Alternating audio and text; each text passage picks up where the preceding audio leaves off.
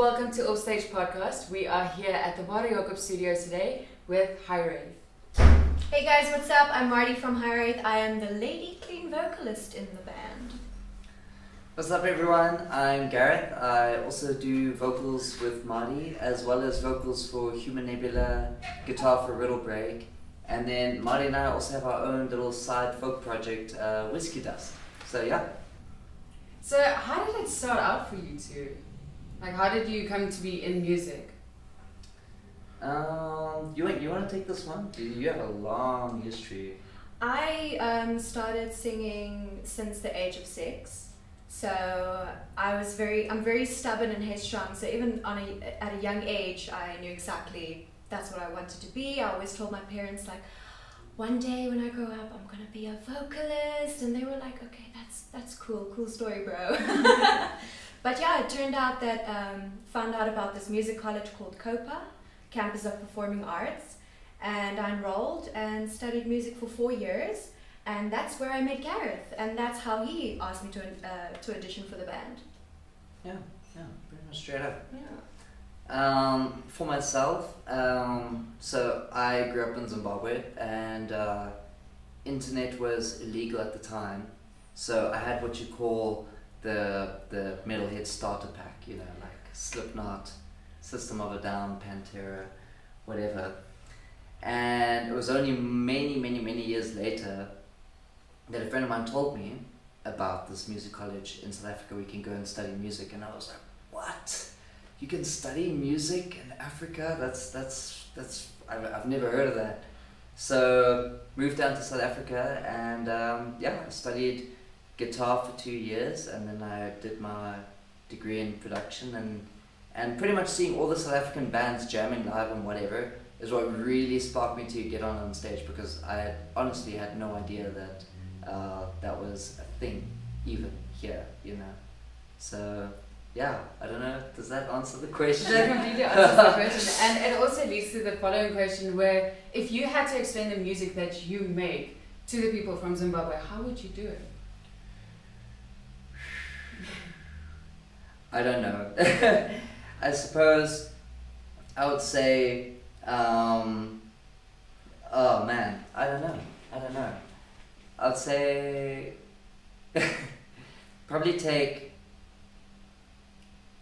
I don't know. I have no idea. Well, usually when I tell people about Hiraeth, if they don't understand or know metal, you basically tell them, like, if you can imagine metal being beautiful, that's basically what Hiraeth is.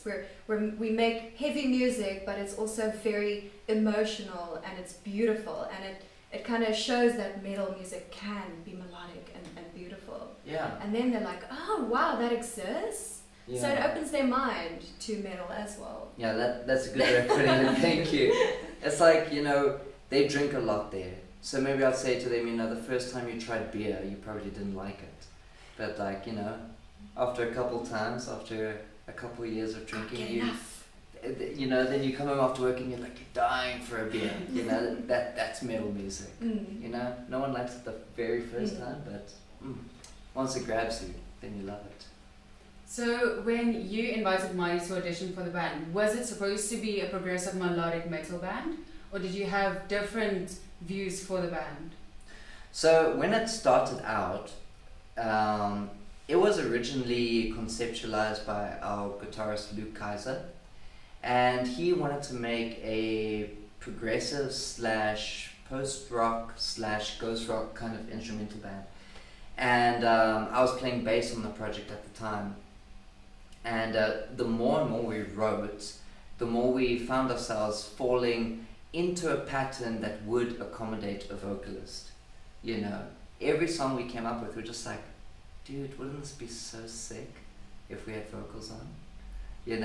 So it never started out being what it is today, but I think the natural evolution, it just so happened by chance that we ended up writing music that would accommodate a vocalist, and we especially wanted female vocals, especially because a lot of the music we listen to and a lot of the music we like is very like aggressive and hard hitting, and gets you so pumped up, and we wanted to just explore that side of metal that is maybe a bit more beautiful, a bit more pretty, And different. and different. Yeah. So yeah, and then once I saw some audition clips of Marty singing, I was like, hey, this is for you. You should be with us. Why don't you come and audition? It's actually a funny story. So Gareth used to be my lecturer at COPA. So I studied music production and he was the production lecturer. So he asked his students in class one day, he was like, hey guys, if you have any recordings that you guys might have done yourself, you know, before getting to know production, bring it to class and let's listen to everyone's recordings. So I had some just basic vocal and piano recordings that I did at home, very shitty. But he was like, okay, that's pretty sick. I think I want to ask you to audition. And I had no idea I was going to be in a metal band. Honestly, I thought I was going to be in an indie band. So what was your reaction when you found out that you were going to be in a metal band? So we were sitting in class and he was like, so Gareth is very funny and very like charming, but when he's a lecturer, he's super serious. And it's a little joke to him because he's not really a serious person, but he kind of scares, he's intimidating, he scares the students. So after we played the recordings and the class time was over, he was like, Marty, can you just stay behind? I need to talk to you. I was like, oh, fudge, what did I do? Did I do something wrong? This man hates me, he's gonna yell at me, I don't do well with yelling. And I know, he just like, he said, are you interested in auditioning for a band? I'm like, hell yeah. He's like, do you listen to metal? And at the time, I did listen to metal, but I wasn't a metal head, if that makes sense. Which albums did you listen to, sorry? Oh wow, so it was very light. It wasn't like hardcore. Gareth taught me a lot about proper metal bands, but I listened to Devil Wears Prada, Linkin Park, like the kind of the package that introduces people to metal, but not real metal. And so I was open enough about it, and I'm very impulsive. So I said yes before I even had the chance to think about it. I was just like, fuck yeah, I'm gonna do this. And that's basically how it happened. So just coming back to the name, and I know that we've mentioned it a bit earlier, but can you just elaborate on how you came to choose the name for your band? So I'm sure every band goes through this, where you're like sitting there with a dictionary or something equivalent, and you're just like, alright guys, let's just find the coolest sounding name. And you're paging through. The reason why we landed on Hiraeth was, I think I found a list of like 20 most beautiful words in English or something like that. With beautiful meanings, like interesting words with nice meanings. Yeah, and so some of the other band members had fallen out of music for a number of years. Me coming from another country, all of us had the sense of like, we come from different backgrounds, and we miss homes that we can't go back to, or a town that you can't go back to. And how it just made the most sense, because of its meaning. Yeah, because of its meaning, it loosely means a longing for a place that doesn't exist, or a home that is no longer around. Or nostalgia. So it's that nostalgic feeling. So if you've ever felt like, I could totally see myself living in the woods in a log cabin, even though you may never have been to a forest. Just that feeling. That feeling is Hiraeth. That's Hiraeth. Yeah, and I think all of us coming together to make pretty metal, well, I hope it's pretty, just made the meaning all the more feel like it was the right choice to go for. We did have another name. Petrichor, which means that's the sound you hear when rain hits the earth. Like when it hits the ground. That's called petrichor. Yeah, but to me it sounds like petrol. So. Yeah. And I don't want people to think we're another Bring Me ripoff, because of the core. Middle core. So an interesting fact in post-production is when the rain sound in a movie, that's actually them frying bacon. What? Huh? For real. Yeah. Well, actually, I remember when you taught music production, we did a part on Foley, and it Very was crazy little on to Foley. like when someone gets hit in the face. Yeah. It's like actually hitting like a piece of steak. Yeah. Or like Weird stuff celery like that, breaking yeah. for the bones. Like there's weird ways, but when you said that, I was like, I just think of bacon then. Oh my goodness. So every time you hear rain in a You movie, think of you're just bacon. like, Bacon. it's bacon That's time. Yeah. So, what is the worst way that anybody has pronounced the band name? I mean, because I saw the post of Hiraeth, Oh. and I was like, dude, it's really funny. It must be Hiraeth, because the no. guy Sounds said like hairy ass. it's like with a hairy lisp. ass with a lisp. Hairy ass. Oh man. Hairy ass. So that's just. Oh, and this is just a side note, but this also reminds me of our EP name. So Oh, yeah. Wow. our EP is called Aeonian, but it wasn't initially going to be called Aeonian. We were going to go for Analemma. So we had the full design and everything, and the artist that designed the artwork, he said like, Marty, he was joking, but he's like, I just figured something out, but if you break down Analemma, it actually says anal Emma. Oh no. Legit to the T. So I was like, no, can't be. The spelling cut. No. couldn't go with Anal that, and it's Emma. like hairy F, anal Emma. We have like a subconscious fascination with ass. Yeah. So obviously your brand new album, is it out now? The EP, sorry. Mhm. Yeah, we released it on the 3rd of November 2020.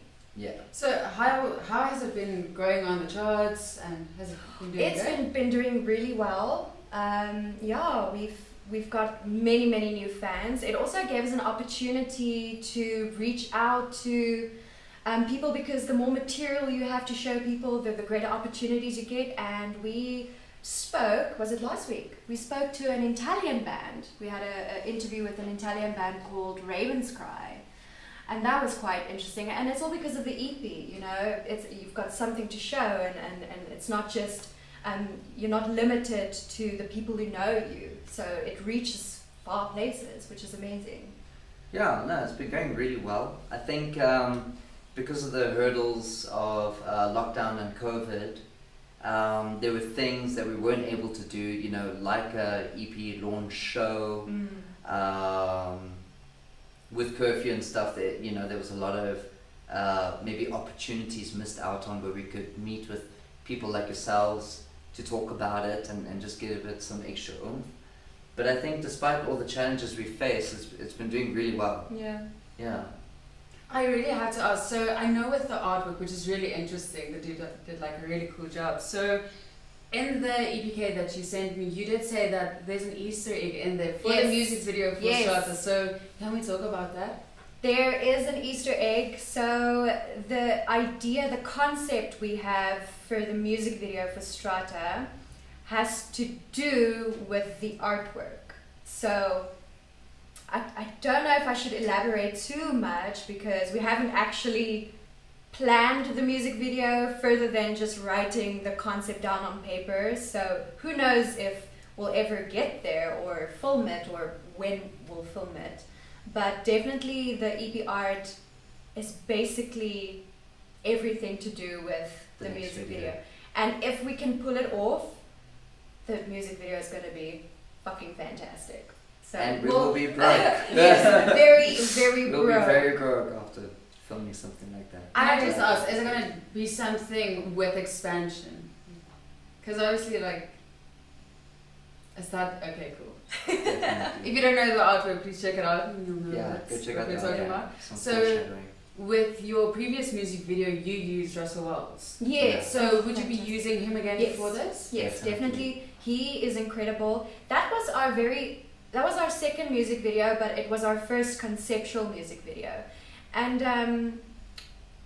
I would like to see South Africans make more effort with music videos, because for the longest time, South Africa wasn't really known for making the greatest interesting music videos. So lately there's been a phenomenon where South African bands have been producing really great quality music videos. and it's just giving us and myself some just more room for creativity to be open about music videos. And I want all our music videos to be like a mini movie, and not just the band performing, you know, on stage or in a garage or a studio. That there's actually some, like there's a story behind it. yeah, some substance and a story, like a mini movie. Yeah, because also the thing with that is when you do have an interesting music video, people tend to want to watch that, and then also get the bonus of like listening to the music, because it obviously takes them back to a time where it's like, I might have felt like this. Exactly. And human beings are very visual creatures, so as much as we love listening to music, if there's a music video that can just bring the music to life and just make it more tangible and real, people really enjoy that. The chances of people listening to your music because of your music video is actually, it's just not factual, I don't have my facts, but I mean, just the sense of how I perceive it and how I am, the chances of them finding your music or listening to your music thereafter is much greater than just you sharing your EP, you know, or saying, hey, I'm in a band, please go listen to my songs on Spotify or iTunes. You know, if you have something tangible to show them, it grabs them. Absolutely, and also with the hard work that goes into it, so that they know, like, okay, this band is serious. Exactly. They want to put their emotion into the stuff that they make, and they believe in their brand. Yeah. It also makes it easier for people to understand your song if you can put it visually for them. Yeah. I think for a lot of people that like don't really listen to metal, and you give them that chance to listen to or see the music video, it also like it breaks that barrier for them. Exactly. It's like, okay, I can listen to it. Yeah. Oh, definitely. And you also won an award for Lucid, right? Yes, for the music video. Yes. So after that, what was your experience like? Because did you like think that would happen? Honestly, we tend to not, you know, with awards and stuff, you don't get your hopes up, and it's not like that's what we live for. It's just like a nice little lucky packet you get with being in a band, and it's not, we don't take the Samas as seriously.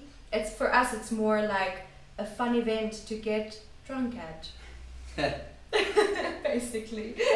That happens regardless. Yes. So. But no, it was amazing when we did get the award for Lucid, because it was just really such a fantastic music video and filmed so well by Russell. The way he put what I had in my mind for Lucid, he actually just visually did it so well, and he's, you know, we're a great team and it's really good to work with. Also, really he's also a musician, so I feel like that helps when a videographer or a photographer is also a musician, because they understand the music, they understand what musicians want out of it, so that really helps. Yeah. So after that, like, have you guys done any live performances since like lockdown has lifted? We did. We did do one. One.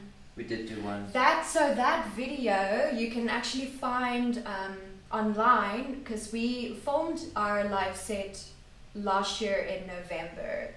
So after lockdown, that was our only show, but we got Russell McCallaghan. So also another Russell who lives with us, who is also a fantastic videographer. He shoots all Vulvadinha's footage currently. And Facing the Gallows. And Facing the Gallows. He's like their main videographer guy. So we got him to shoot our live set at that show, so that we can use that live footage for Summerfest 2021 that happened on the 30th of January. Yeah. So everything that has been going on, and like I don't really know how big the metal scene is in South Africa, but can you elaborate more on that and what it's like being part of it? I don't know, like it's weird. It's like asking you, what does your friend do? Well, it's a very tight-knit community. I feel like more often than not, people really support each other. Yeah. On occasion, you know, with any tight-knit family, there's some conflict and some headbutting. But overall speaking, the bands and the fans and the friends try their best to uplift one another. You know, it's a very cool scene. I see it growing year by year by year. the older I get, I just start to notice, more 18-year-olds coming to live shows, and that's something for me is really amazing, because sometimes you do worry about, once all these awesome bands that we get to be friends with move on, who's going to carry the mantle for South African metal? And things like the Summers, things like shows like this, all of that just helps create more awareness to youth out there. We've played some small towns where there are, it's such a small population of metalheads, and when they actually come out to see a band from Gauteng, whether it's like Deadline or someone awesome like that, you can just see the look on their faces. Like, it was like how I was when I moved to South Africa. It was like they had no idea this existed, Fun fact, metal shows are actually banned to a degree in Bloemfontein and Secunda. We had a show in Bloemfontein and we had a show in Secunda, and it has to be very underground. You can't promote it like we do in Gauteng. It's not at the same level. And the people there, they just don't accept it yet. And I remember this lady in Secunda running to the stage while we were on, and she was actually yelling at Gareth, telling him to stop screaming. She was like, "No, stop it! Stop it! Don't scream! This is my bar! This is where I hang out on a Friday! You're not going to ruin it with your screaming, devil!" That was so rude. That was intimidating. I really thought I was gonna get my ass kicked. Did everybody stop to listen? No, they just carried on. No, I grabbed the microphone and I was like, "No!" Just like, just carried on, because like, but deep down inside, I'm terrified, Yeah. But I think to add on to what Marty's trying to say is, like, even in those small towns where it's very difficult to do something like that, you see all kinds of people coming to the show. Yeah. And how determined they are to have a metal show. And you realize that these people in this small town are very ostracized because of the type of music they listen to. And I'm just glad that metal and rock, South African rock, can give them a home, can give them a place where they can actually be themselves, Like, we see all kinds of people from all kinds of backgrounds. And it's just amazing that metal and rock can just give them a place to be themselves completely without judgment. Also, I feel like I need to add that a surprising factor to metal and the metal scene and metal shows are how extremely safe you feel at a metal show versus any other type of show you go to, for example, like especially when international bands come through. And especially as a small girl, I've never felt intimidated or threatened or in fear at a metal show, and how the guys protect you like a little gem. Like, sometimes I just get this urge to stage dive, and sometimes looking back at the footage or the photos, you can actually see how conscious the guys are about like carrying you. They like, so it's like, oh my gosh, don't break her, she's delicate. And that's how they are with every single girl at a metal show. You just don't feel scared. Even when mosh pits are scary, I run away, okay? But still, even if you do get bumped accidentally, there'll be someone to pick you up. They will. And if someone is too aggressive to everyone's taste, the guys stand up and they're like, get the hell out of here. You don't belong here. So that's really special. Jeez. So if you guys had to choose one South African metal band that's like your favorite and has influenced your music the most, who would you choose? I know what she's gonna say.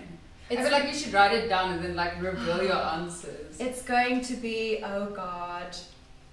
Oh God it's a band from Cape Town. They're a prog rock band, right? Yeah, prog rock. Post rock. Ghost rock. They're also in the metal community, but they're instrumental, and it is by far the most emotional music I've ever had the pleasure of listening to. And we're friends with some of them. The bassist of Mark, he's a really cool guy, and we've stayed with them when we were in Cape Town. Yeah. Crashed over at their house. very nice people, incredible musicians. They toured India and they're internationally recognized. And the first time I saw them was at Opikopi 2018. Yeah. I cried. What time was it when they came on? It was like 11:30. No, it was 1 in the morning. 1 in the morning. I was like, It was 1 in the Marty, morning. you are going to lose your fucking mind. I have to show you this band. It's just so beautiful. They won my heart. Also, we walked so much at that Opi just to like stay awake, because we were so trashed at the time. You know, like it's 1 o'clock. You like, okay, no, I partied the whole day. I want to go to bed. So we walked so much just to stay awake to watch them that Gareth actually fractured his foot from walking. Yep. Yeah. And you continued to still watch the show? Yeah. There. Yeah, well, I was in a wheelchair for a bit. Yeah, had a cast and everything. Yeah. But that was afterwards. But yeah, that's how much we walked just to like stay awake. And it was To watch obviously them. worth it. Oh yeah, for sure. Yeah, no, they're an amazing band. And for you? For me, man, I hate choosing one. So You know, many. I feel like each band out there speaks to a different part of myself. A band that really gave me some gas to go into prog was actually Poverty of Ideals. Sadly, they're no longer around, but I suppose you can compare them or associate them as the precursor to the kind of music Oh God is making now. It was Okay. also a 3-piece, instrumental, very proggy, listening music, you know. You can dance, but you'll look like you're having a seizure. But yeah, probably Poverty of Ideals. So with all the influences that you've had with metal, what technique do you use to growl? Because I've never actually heard someone do it. So what is the technique you use to do it? Well, it used to be a lot of whiskey and cigarettes, but now I actually got hold of this DVD by a lady called Melissa Cross, and it's called The Zen of Screaming, and it is vocal exercises for screamers and vocal techniques. So I think I did that about twice a day for 2 or 3 years, and each time I could feel I was hurting myself, I would just kind of backtrack, sit down, watch the whole DVD from beginning to end again and just try and find the fault. And as well as that, there were a lot of vocalists in the industry that also gave me tips, like Jade from my own Riddle Break, he also helped me out a ton.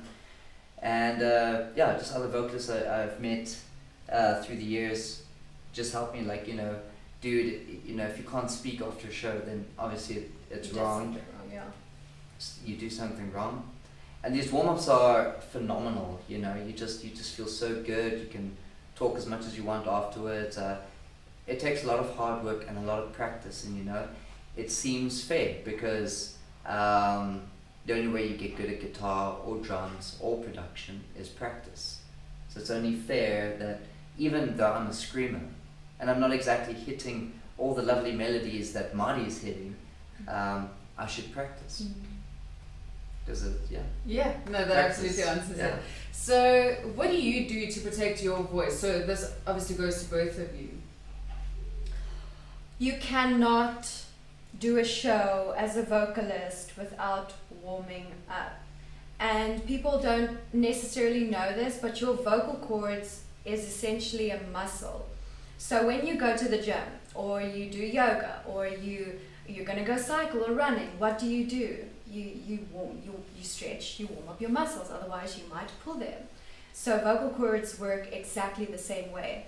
When they are stiff and you try to reach a note that it can't handle, it snaps, just like a muscle. So you need to stretch it out and loosen it so that it's nice. Also, when you're drunk, that's why you can't sing.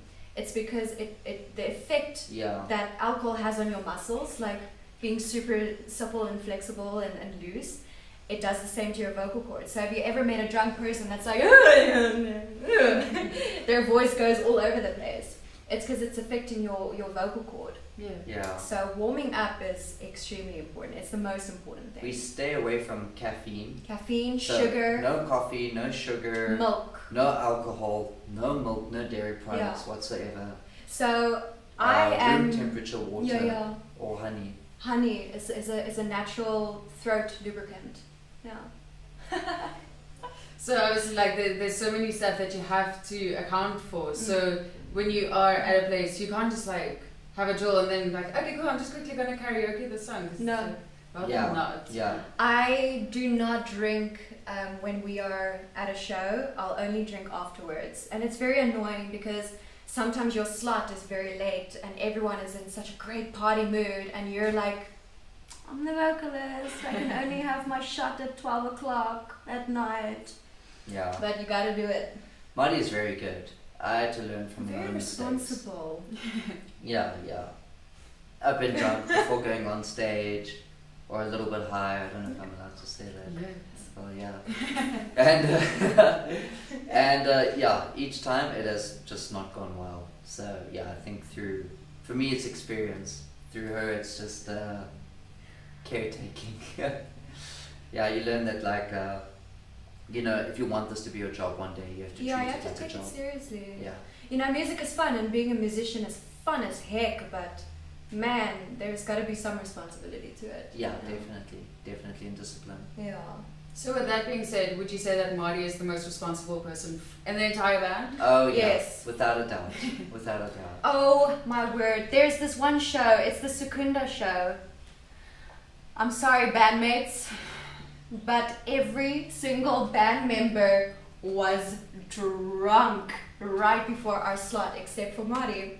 And I just love how everyone afterwards, they were like, Yeah. We're like, great they're show, like, guys. oh my gosh, guys, this was the best show ever. And I'm It was like, not a good show. oh guys, that was not a good show.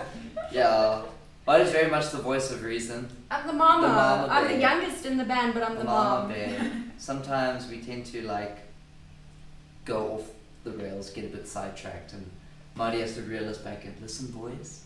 You can have your dessert, but you have to finish your main course Yes. first. Your greens. Yeah. So- Remember when Tommy had the corset? and- Yeah, he was so Yes. drunk. So sometimes I perform with a corset, and then afterwards I'll take it off and get into something comfortable. And I turn around, and our bassist Tommy is just wearing my corset. That was Warren. And another show, Tommy just came to a show late. So he was at a bachelor's party, and we're setting up, we're on stage, we're doing sound check, and we're like, where's Tommy? He's not here. Like 10 minutes into sound check, we're just about to start. He rocks up on stage with a corset. Tits out, everything. Tits We're like, out, buttons he's are drunk. popping. He's so drunk. He tried to take my in-ear Trying to cable, plug the bass and into your in-ears. plug it into his That bass. was Like, like- Tommy, it doesn't go there. Alright, dude. That's not where it goes. Wrong hole, bro. Wrong hole. Yeah. But we don't do that anymore these days, you know. I feel like that was such an odd follow-up to what you just said. I was like, okay. Thanks. But you have to have fun. You have to. So And we do. Yeah, We do. What would you say is one of the craziest memories that you have performing? that. Okay. Yeah. Tommy with his tits out, Definitely. plugging things That was into the wrong hilarious. holes. Yeah, I just turned around and there's a sweaty, greasy man, just like, you know, fumbling like over his guitar pedal. Yeah. It's ridiculous. How was the show afterwards? So, like, did he? Actually went really well. It went really well. The sound engineer actually said, because I went and apologized afterwards, I just wanted to say, like, I'm so sorry For my for boys. if we seemed like a bit off. And he's like, no, that was a great show, and the bassist did everything well, so good on you, Tommy. Muscle memory. But actually, one of the craziest shows we played was the one with Dark Side tattoos. Yes. They had people suspended on hooks Yes, while we were while we performing. were performing in and Yeah. around them, and they had this 360-degree camera. I don't know what the technical term for it is, Yeah. but it's like the same camera that makes people look like they are on the top of a ball. Yeah. Yeah, like that You know? kind of fisheye. Yes. And yeah, that was pretty out there. That was Yeah. pretty out there, you know. I'm trying to be like a la, you know, but I'm seeing people like getting lifted up by the skin of their backs. I and think I'm that was the most stereotypical metal show we've ever done. Yeah, definitely. People being Definitely. suspended. There was blood, there was a lot of sweat, Yeah. you know. This is all pre-COVID. Yeah. This was in 2018. But yeah, that was a pretty wild show. That was was. pretty wild. So you said that it happened at Dark Side Tattoos, Yeah. and that is also the place where Yes. you get your really cool tattoos. Yes, we are Yeah. sponsored by Dark Side Tattoo Collective. They give us amazing tattoos, and we market for them, and they market for us, and we're also friends with them, which is beautiful that this friendship grew out of it, and Yeah. all of their artists are incredibly good. Like, you cannot go to Dark Side and have a bad experience. Yeah, really good. All of them are very light-handed, very accommodating. Yeah. Something I really appreciate. Mhm. It's the best. Thank you, guys.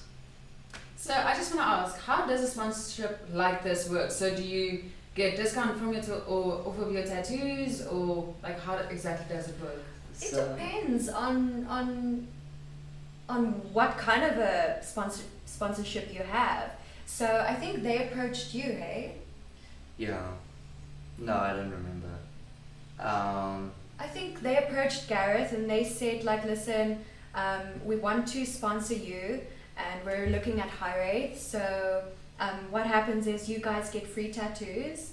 I think there is a limit. We haven't gotten to a point where they're like, okay, slow down, guys. We can't give you guys so many free tattoos. But they give you a free tattoo, and then what you do is you market for them, you give them shout outs, you tell people about them. Basically, we are walking marketing for them. Yeah. Yeah.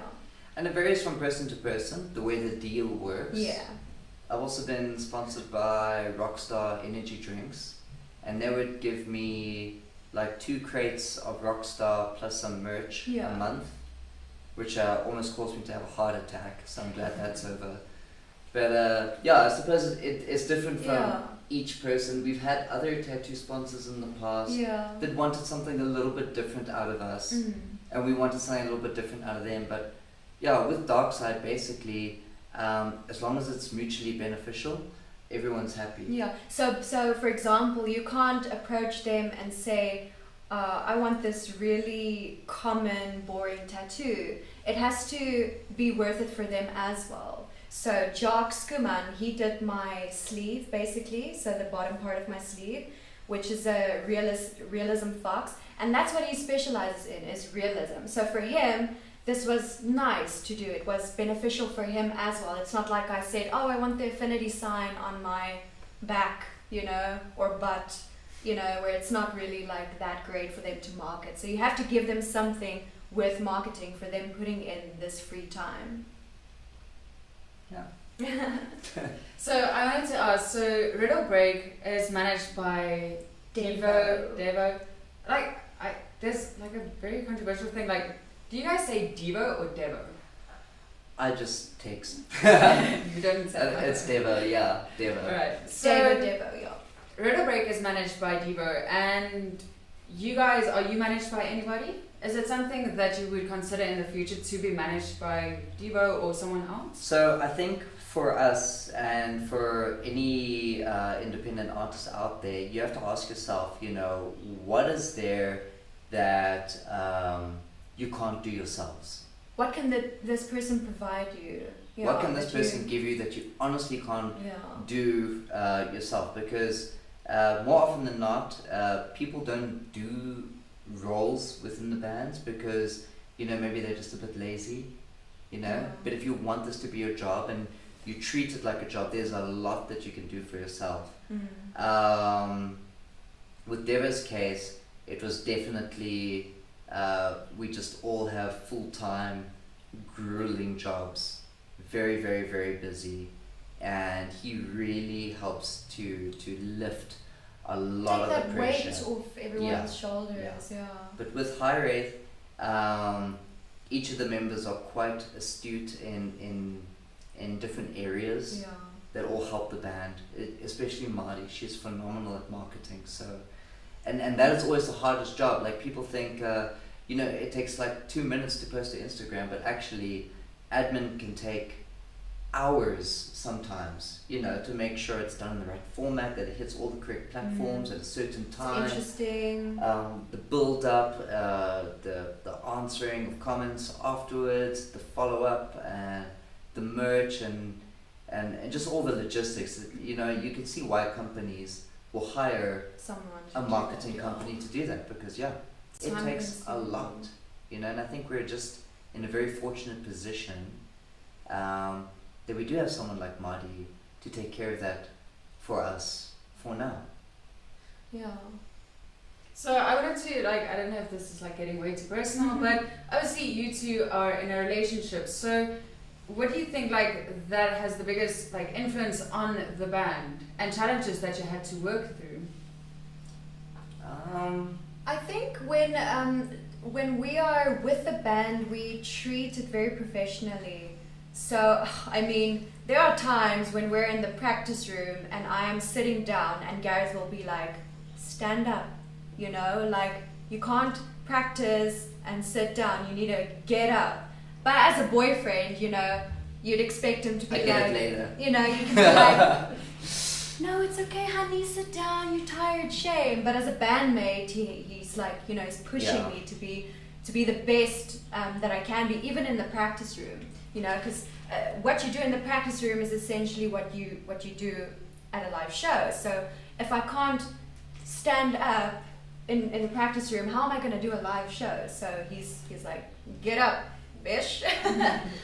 But no, we handle it pretty well. I think the band is also, I'm super fine with it. I'm not very an intimate person in public, so we don't do the, oh baby, oh I love you so much. That's for movie time at home. So we don't make it awkward or uncomfortable. I think we found a very good balance to know when it's work time and when it's our time, you know. And all the members in the band were friends first, and we are all friends. So I think that Marty and I being in a relationship, it doesn't even come up in conversation. It doesn't hinder decisions, because, you know, there'll be ideas I come up with that Marty will challenge, and vice versa, and ideas another member will come up with that we will both challenge, you know. And I think it's just a very fair, even playing ground. And we try our very best to keep it as professional as possible, but also friendly, you know, because we do like to have a good time together, all of us. With that being said, we had moments, obviously, of frustration, you know, working together, because, no, I want to do this way, and he wants to do it this way. So there are arguments, but I don't think it spills into the actual relationship.